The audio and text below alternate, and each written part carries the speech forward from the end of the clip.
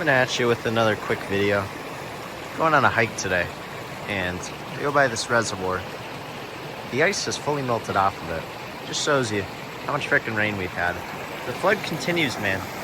Look at how much this is flowing. This is like almost perfect for brook trout. I'd say maybe a little bit lower, and it'd be perfect, because a lot of the ones in here are small. They're like about that big.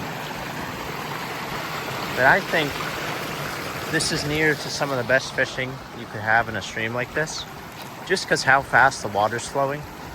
And it really is just remarkable to see, you know? Just take in all this for a second.